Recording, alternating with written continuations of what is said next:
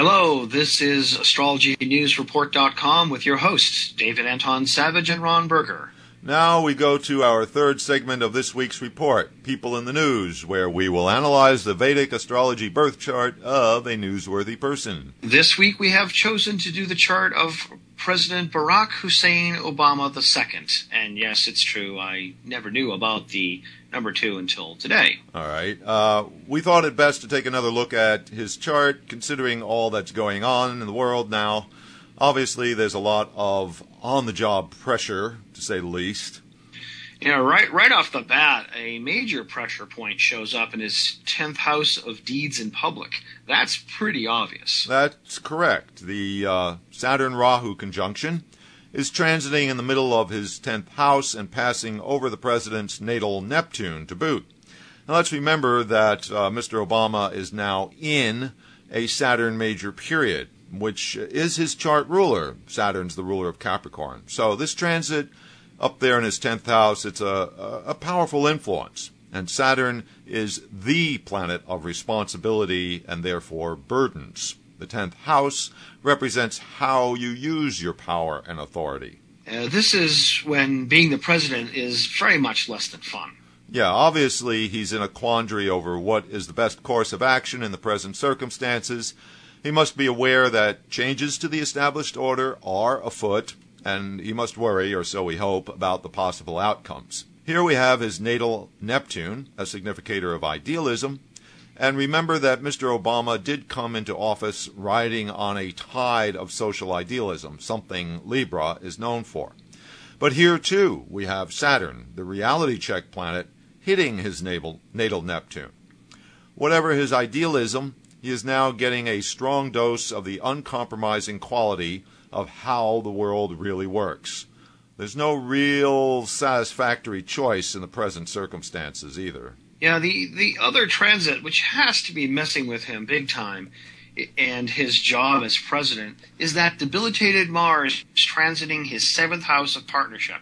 And that very same Mars is sending its malevolent square aspect up to his 10th house, where the Saturn-Rahu combo is floating. This qualifies as big-time bad Buddha yoga. David, are you inventing new yogas for Vedic astrology? Well, Ron, your excellent guru, Narendra Desai, said that it's up to modern Vedic astrologers to bring the ancient science up to date. Yeah, right. Bad Buddha yoga, okay. All right, actually, if you look at the USA's various allies and their responses so far, seems like they are sitting on the fence or sitting on the sidelines as part of a cheerleading squad rather than risking any direct involvement. It's clear that this one is on Mr. Obama himself. That's Saturn in his 10th, a heavy burden being further agitated by the Mars transit in his 7th. Meanwhile, Jupiter, the planet of increase, expansion, and enlargement, is in his 6th house of enemies. This strongly indicates that Obama's plan for a limited strike will quite likely have larger consequences. Yeah. Not to mention the domestic political situation, with the Republicans jumping at the chance to criticize him no matter what he does. Of course, Obama, in true chess player fashion, has now thrown it all back at the Republican Congress, calling for a vote on the matter. And so no matter which way they vote, Obama gets to call checkmate. Yes, it's rather brilliant. I do enjoy it. Yeah. The situation in Syria and the Middle East region as a whole is much like a hornet's nest.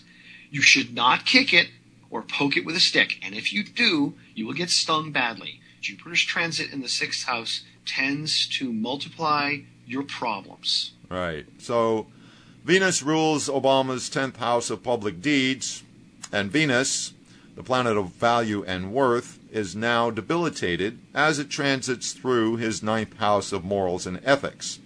Thus, he is definitely on the horns of a dilemma. And I don't like this setup for another reason. Since any president has lots of advisors around giving advice, you don't want to see the planet Venus, the ruler of advice and advisors, to be debilitated right now at such a stressful point in the decision-making process. Oh yeah, and retrograde Uranus is in Pisces across the way from the afflicted Venus, and it adds its disruptive energy to the mix. More bad Buddha. There's that bad Buddha yoga again. All right, that's all true. And here's the final angle on his chart. The Sun, planet of authority, and Mercury, the planet of decision, are both transiting Obama's stacked 8th house of obstacles and chronic problems, where he has, natally, no less than 4 malefic planets: Uranus, Rahu, Pluto, and Mars. Dear God, it sounds like a secret oligarchy of corporate fascist doom lords are actually running the show, and Obama is being used as their willing hand puppet so they can use America's machinery of war to dominate the planet. Duh. All right. Well, David, I'm not so sure about all that, but what we can say from an astrological perspective is that the president is under a lot of pressure right now.